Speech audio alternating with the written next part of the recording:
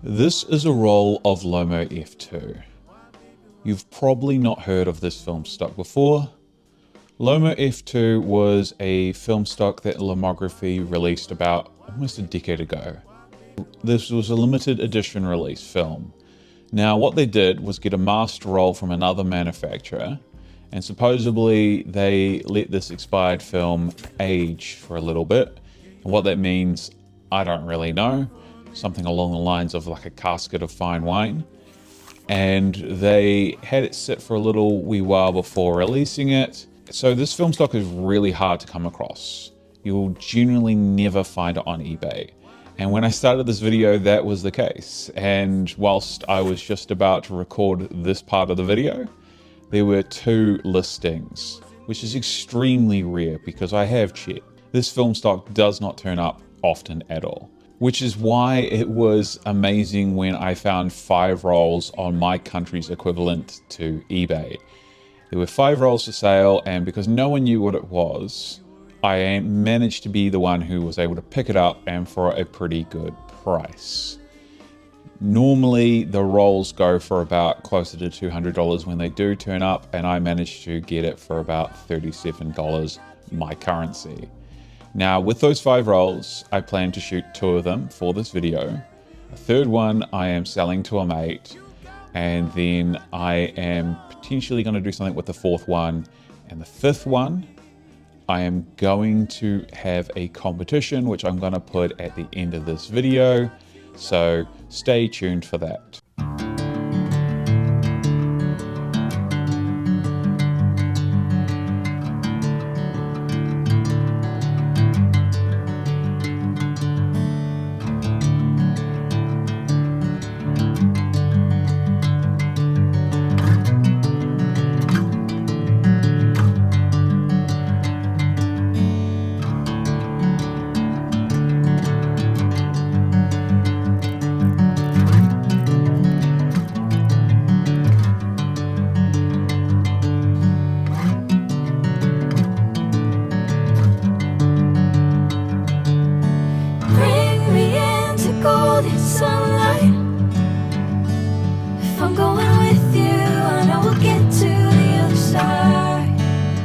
Yeah, now I'm not going to lie, I didn't really know what I wanted to photograph on this trip.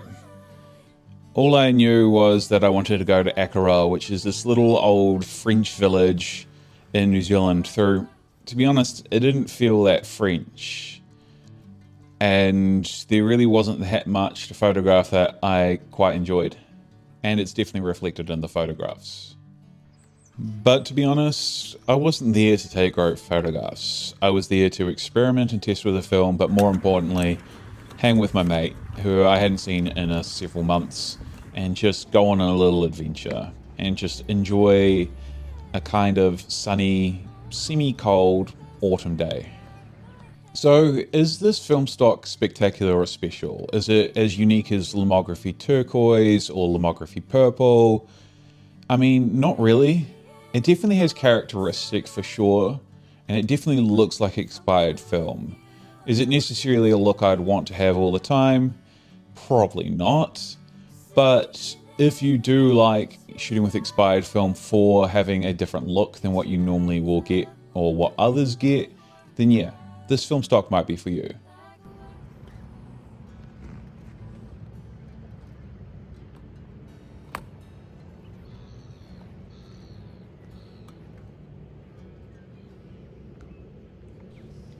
But if we talk about the characteristics of this film stock for a second, it has some unique characteristics.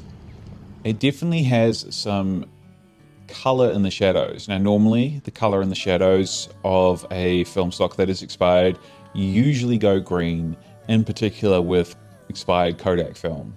But this has a like bluish purple look to the shadows, but still a fair amount of shadow detail, which is a little bit unique, at least when it comes to expired film.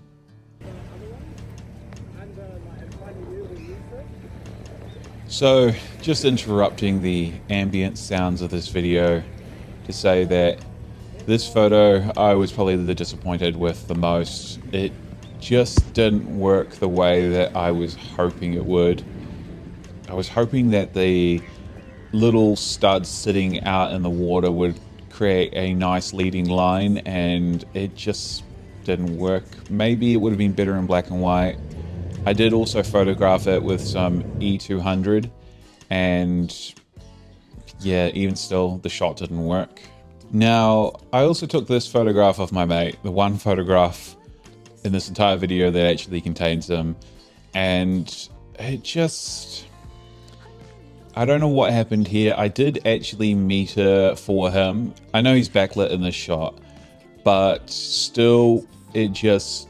I don't know what happened here. I metered, I think, correctly. I mean, usually I think I do. And unfortunately, that's not what is shown here. But that being said, you can still see that there's still a fair amount of details in the shadows, which is, you know, for an aged expired film stock is quite rare. But compared to this E200 photo that I also shot on my Fujica 645, there's a night and day difference in what good metering is. So just keep that in mind, that when you're shooting with expired film, in particular, if it's your test roll, you potentially want to overexpose the film stock, so that way you just get more information in the shadows. And this film stock seems to be able to handle overexposure based on the fact that there's a fair amount of shadow detail, and I shot it at box speed. Yeah, just keep that in mind. One thing I'm doing this year is trying to talk to strangers more and engage with them and photograph them. And, you know, just reach out to people and treat them as people, instead of just being, you know, muses and subjects for my artistic endeavors. And whilst I was out, I ran into this guy with his dog, and it turns out he's also a fellow YouTuber. And I just asked him if I could take a photo of him with his dog, and this is the photo that I got. And circling back for a moment to what I was just talking about earlier in regards to how well this film stock handles light, this is definitely a much more overexposed image, or a more high key image, should I say, which means that essentially I'm putting more light into the image. And you can see that this film stock handles it. So if you were shooting this film stock, I'd potentially look at overexposing it, which, you know, is said quite often on YouTube. People love to overexpose film, but I think that this film stock actually handles it, and not all film stocks do.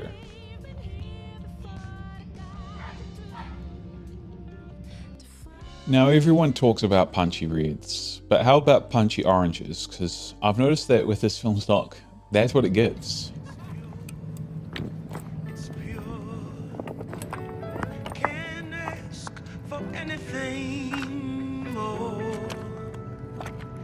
Anything more, want to do this for you wholeheartedly. One thing about this film stock that you can't say is that it's not saturated.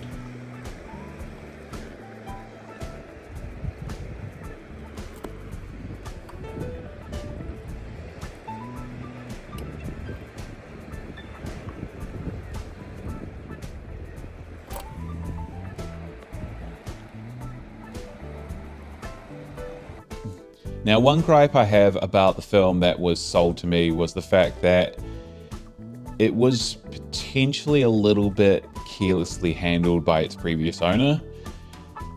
The reason why I bring this up is you can see on the sides that it looks like it's been slightly pre-exposed by some form of, I guess, light leak.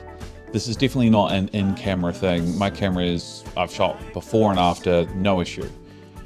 It looks like that because the film was not kept in its wrapper, that there has been a slight fogging along the edges. And it is a little bit disappointing, but it's not that much of an issue because I can just crop in, and I am shooting on medium format, and I generally give a little bit of give and take on the edges when I photograph my photos. But still, it is a bit disappointing to see.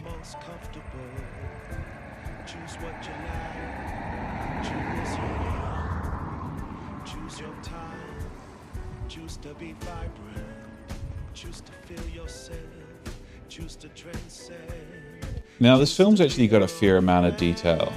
You can see when I zoom in that there is quite a bit of information there. And if you potentially shoot a little bit better than me or have an even sharper lens, you'd probably get much better results.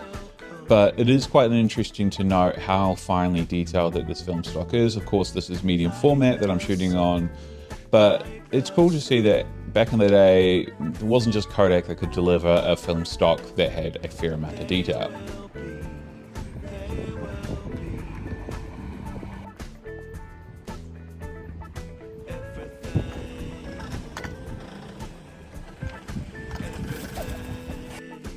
I think this is the best bird photo that I've ever taken, which isn't saying much because it's not that great a bird photo, but still, this guy sat there for a little wee while. He was quite patient with me.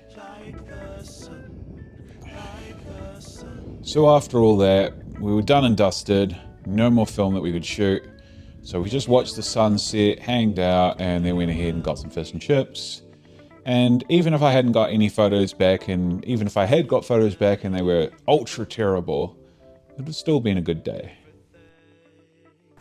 And luckily for me, I did get photos back because here is roll number 2, and I would have been really upset if I hadn't gotten any photos at all. So I have 2 things that I really like to do, which is studio photography and film photography. Now, I stopped doing studio photography a number of years ago, stepped away from doing all the corporate stuff, went ahead and got myself a corporate office job instead, and now I do film photography as a hobby and make fine art prints and sell them. And I have been wanting to see if I could mix studio photography and film photography together and create some awesome photos, in particular ones where there's really not much Photoshop or any Photoshop involved, and I just get the print in-house and I can do some darkroom printing. And there's a space down in my old home city down in Christchurch, and it's a community darkroom / studio. It's called Photosynthesis, and it is freaking awesome. So I thought I'd hire out the space, tell my mates that, hey, come along and I'll photograph you. I will deliver them the photos that I like, and basically just have a fun day and just meet up with my mates, enjoy the chaos that is mates that are in hardcore or pop punk bands or any kind of music, and just, or any kind of, musical endeavors. And just, catch up with people, take some fun photographs that my mates are really liking, and I get to kind of control the environment and try things, because it's been a while since I've done any studio work. And yeah, when it came to the very first band, they're a pop punk band, and they are releasing a new EP or LP. I can't really remember which one it was, but they are releasing a new album, and the album has a pink background. And it happened to be that there was a pink paper sheet in the studio that actually was the same color, so we actually used that for a number of the photos. And most of those photos were taken on Aero Color 4 pushed 2 stops from 100 to 400 on my Fujica 645. And the color rendition on those photos is probably superior to the Lomography F2. Aero Color is not usually a good film stock for color rendition, but when you push it to 400, as I've found out from another photographer, it works really well. Where this film stock shines is saturation, and this one photo that I did take on the film stock, actually I quite like. I don't really like the positioning of the people in there per se, but there's some things I would change, and I am a little out of shape when it comes to my studio work. But overall, it's still a cool photo, still something different to what I've been doing, and is something that I want to improve on this year, is my studio work, so I can potentially go back at some point into studio work, do something a little bit different by doing film photography and studio work. And I also went ahead and developed some black and white positives with the band, and I got some really cool shots, as you can see by this little reel. And when I scanned them, yeah, I'm kind of happy with these. I definitely think I could do with improving where I place the lighting For example, you can't see my mate Sam that well down at the bottom of this beautiful pyramid. I think I had a pretty good time with these.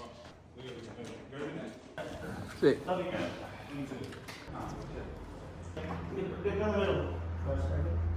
know which. So we've kind of been structuring how we are on stage. Yeah. What's Adam thinking about? And you Now, the second band is a hardcore punk band. Quite different vibes. So when it came to how I photographed them, I went for something completely different. By completely different, I mean this fucking same as every other fucking metal band or hardcore band. From below, looking up, them looking down, looking like they're too cool for you. And you know what? I fucking love these photos because this is exactly where I think this film stock shines. It has great saturation, it has a unique grain structure, and it has different ways of color rendition. That being said, there is also one downside. This film stock, because of just how poorly it's been handled and previously, and the fact that it is aged, there is some weird tinting / color shifts happening, in particular with your white balance. And I did correct this a little bit in these photos here, mainly because I wanted a decent end result. So that was a little bit disappointing and is probably only noticeable when you are shooting with a white backdrop, but I just wanted to point that out. And I also got these black and white photos that I shot with the band as well. Again, these are black and white positives and some black and white negatives, and I just experimented trying different things because I might as well get the most max usage out of the studio space, because it was about $300 to hire for the day.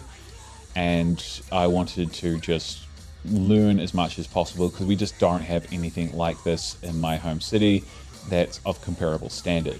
So overall, I'm pretty happy with how the second roll came out. I definitely think that this film stock would probably be better shooting with people in it than without. Without, it just looks like funky colors of something that you've seen before. Whereas when you are shooting it with a person, I think it provides tonality and color rendition that make people stand out a little bit without being too weird, like a Lomo purple or a Lomo turquoise. Now, like I said, this film stock is a rare film stock. You will not find it online. Well, unless you do. But generally, you will not find it online. So, I want to be really nice. I got 5 of these rolls and I shot 2 of them for this video. My third one I'm going to sell to my mate. My fourth one I may keep, or I may give to someone or sell it off to someone. But my 5th roll I am going to give away in a competition. So all you need to do to enter this half-yearly competition of me giving away rare and expired film, because I have too much of it and I just really have too much of it, so I need to get rid of it. To enter the competition, all you need to do is subscribe to my channel. And yes, I know I'm asking you to subscribe to my channel, but at least I'm not telling you to hit like and subscribe. You get something out of this. Subscribe to my channel and then comment Lomo F2 on any one of my videos and you will go into the draw. It doesn't matter where you are in the world. I'm all the way in the bottom of the world in New Zealand, so I'm happy to send it to anyone in the world because, you know, a number of my audience is across the world. I'll send it to you anywhere you are, free of charge for the shipping. And obviously the film roll is free because it's a bloody competition. And you will receive this film roll and I'll make sure it's packaged well so that hopefully it gets to you in the same condition that I have it in now.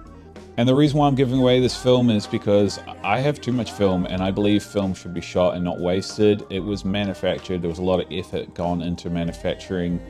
So, you know, it should be shot. So if I can't shoot it or don't have the time to, someone else should. So instead of selling it off and trying to make a profit, make a buck back, I'm just going to be generous. So as always, it's been real, guys. Until next time. You said you felt it.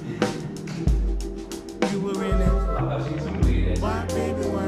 Why, baby, why? Why, baby, why? I just wanna know. You got me.